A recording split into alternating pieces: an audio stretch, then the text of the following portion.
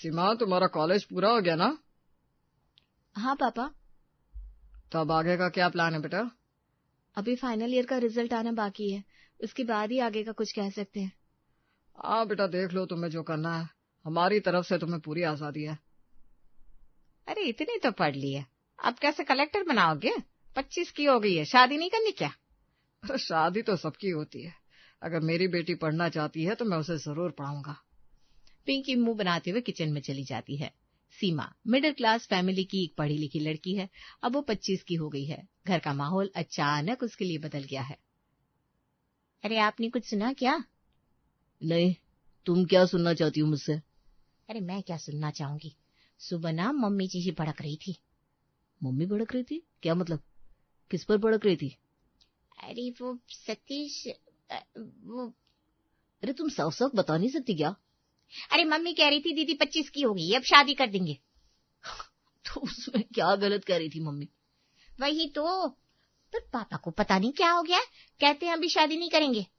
तो छोड़ो, तुम बाद में समझ लेंगे। तुम मेरे लिए खाना लेकर आओ, मुझे बहुत भूख लगी है।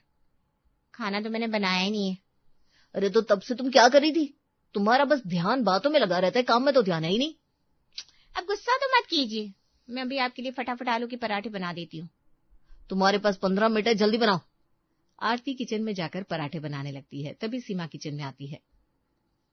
अरे सीमा, आज तुम्हारी भाभी खाना बनाने में लेट हो गई है, तुम जल्दी जल्दी भाभी की हेल्प कर दो ना, मुझे ऑफिस के लिए देर हो रही है। अरे दीदी हेल्प नहीं करेगी, मेरा काम बढ़ा देंगी। दीदी आप तो रहने ही दीजिए। आरती ये क्या कह रही हो तुम? कैसे काम करना नहीं आता? अरे सच कह रही हूँ, दीदी किचन में आती कब है? सच में? मैं तो घर पर रहता नहीं, पूरा दिन ऑफिस में निकल जाता है, रात को थका होता हूँ। क्या तुम वाकई घर का काम नहीं करती? नहीं भैया, ऐसा नहीं है, अभी तो पढ़ाई पूरी हुई है, सीख लूंगी। वैसे भी इस घर में मेरा खाली रहना सब कुछ चुभ रहा है। सतीश और आरती की बातें सीमा को बहुत बुरी लगती है। वो अपने कमरे में चली जाती है और किसी को कुछ नहीं बताती। दोपहर का समय, पिंकी आंगन में कपड़े सुखा रही है, तभी उसकी पड़ोसन सुधा अपने 2 बच्चों के साथ गली से आती है। अरे पिंकी, कैसी हो बहन? अरे बस बहन, जैसे देख रही हो वैसी। तुम बताओ कहाँ जा रही हो? जाना क्या है, अपनी रेखा के घर जा रही हूँ, उसका बेटा हुआ है ना, सोचा मिलने चली जाऊं। अरे वाह, बहुत बहुत बधाई हो। हाँ देखो, मैंने तो रेखा की शादी 25 से पहले कर दी थी, अब गोद में बच्चा है, घर में चहल पहल है। अच्छा अच्छा, बढ़िया है, भगवान खुश रखे। चलो देर हो रही है, पिंकी तुम भी कभी आना मिलना है। अरे हाँ जरूर, रेखा को मेरी तरफ से प्यार देना। सुधा चली जाती है। पिंकी थोड़ी देर वहीं खड़ी सोच में पड़ जाती है। सुबह का वक्त, किचन में सीमा गैस पर सब्जी चला रही थी। हल्की हल्की खुशबू आ रही है, लेकिन बगल में रखी तवे पर रोटियां जल चुकी है। अरे वाह, आज तो बड़ी महक आ रही है। ये सब्जी तूने बनाई क्या? हाँ माँ, ट्राई कर रही थी। सब्जी तो बढ़िया लग रही है, लेकिन रोटियों का देखो क्या हाल है। अरे वो बस थोड़ी सी जल गई। बेटा खाना कब तक तैयार होगा? हो जाएगा हो जाएगा, आज सीमा का पहला किचन का तजुर्बा है, टाइम तो लगेगा। बहन, ये रोटियां किसी दुश्मन को खिलाने के लिए बनाई है क्या? भाई पहली बार है, सब्जी देखो ना, स्वाद में टॉप है। हाँ सब्जी तो सच में स्वादिष्ट लग रही है, बस अगली बार रोटियों को इतना प्यार मत देना कि जल जाए। चलो अब सब टेबल पर आ जाओ, वरना पापा का धैर्य खत्म हो जाएगा। सब हंसते हुए किचन से बाहर निकलते हैं। सीमा थोड़ा कपकपाई, लेकिन अंदर से खुश होती है कि कम से कम सब्जी तो पास होगी। अगला दिन। अरे रोहित बेटा, तुम आज यहाँ कैसे आना हुआ? कुछ नहीं मामी जी, बस छुट्टियों में घर आया हुआ था, सोचा आप लोगों से मिलकर चला जाओ। बेटा ये तुमने बहुत अच्छा किया। और ये तुम्हारे साथ कौन है? मामी ये मेरा दोस्त है, अभी इसकी बैंक में नौकरी लगी है। चलो अच्छा है बेटा, तुम लोग बैठकर बातें करो, मैं तुम्हारे लिए चाय पानी का इंतजाम करती हूँ। पिंकी मन में सोचने लगती है, रोहित का दोस्त दिखने में भी अच्छा है और नौकरी भी लगी है, क्यों ना सीमा की बात इसके साथ पक्की कर दी जाए।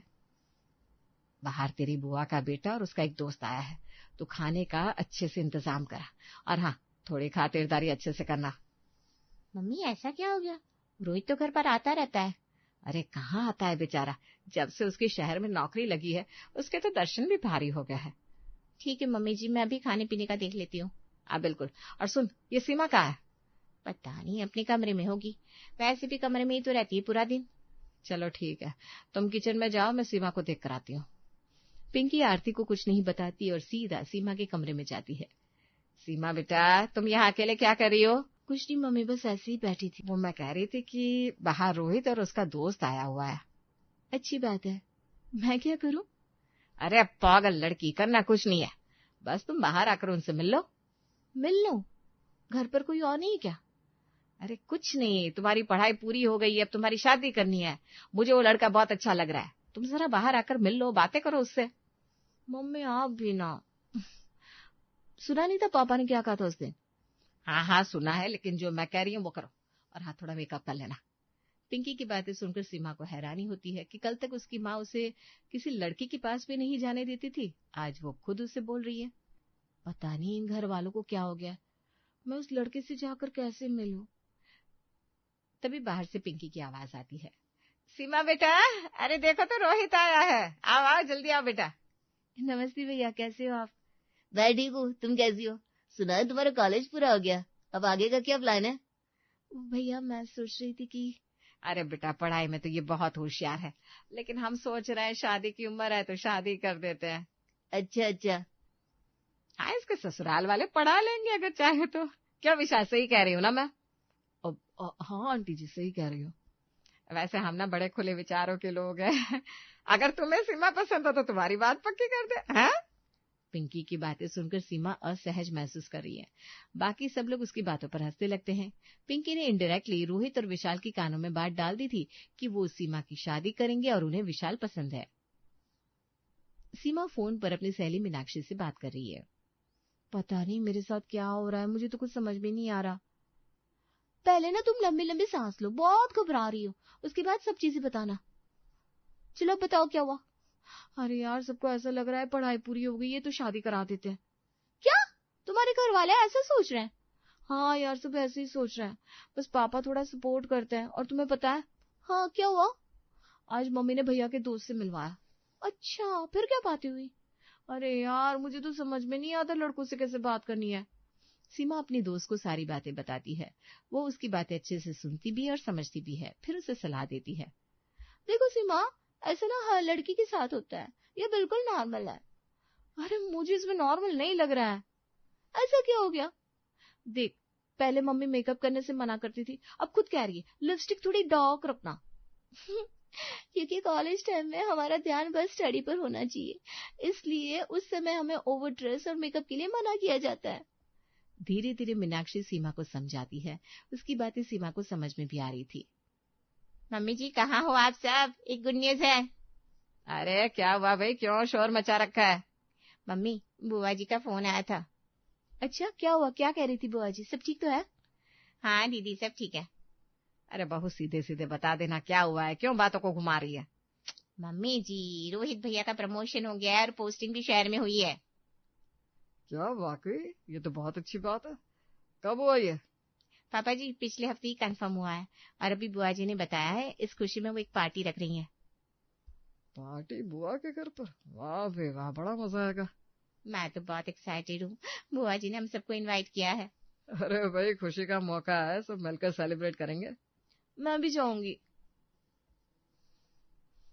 अरे तुझे तो सबसे पहले लेकर जाएंगे, आखिर विशाल वेट कर रहा होगा तेरा। पिंकी के मुंह से विशाल का नाम सुनते ही सीमा मुरझा जाती है। अरे मैं तो मजाक कर रही थी, तू तो सीरियस हो जाती है। अरे हाँ दीदी, छोड़ो ना इन सब बातों को। आप ये बताओ, आपके पास पार्टी में पहनकर जाने के लिए कपड़े हैं क्या? भाभी कपड़े तो नहीं है मेरे पास, मतलब नहीं है। लो भाई, हो गया ननद भाभी का ड्रामा शुरू। अब ये कहेंगे हमें पहले शॉपिंग पर जाना है। जी बिल्कुल कहेंगे, हमारे पास नए कपड़े नहीं है, हमें शॉपिंग पर जाना है। मैं किसी को कहीं लेकर नहीं जा रहा।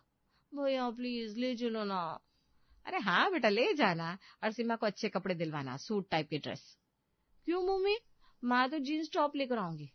अरे तू छोटी बच्ची थोड़ी ना है जो जींस टॉप पहनेगी, बड़ी हो गई है, अब सलवार कमीज पहना कर।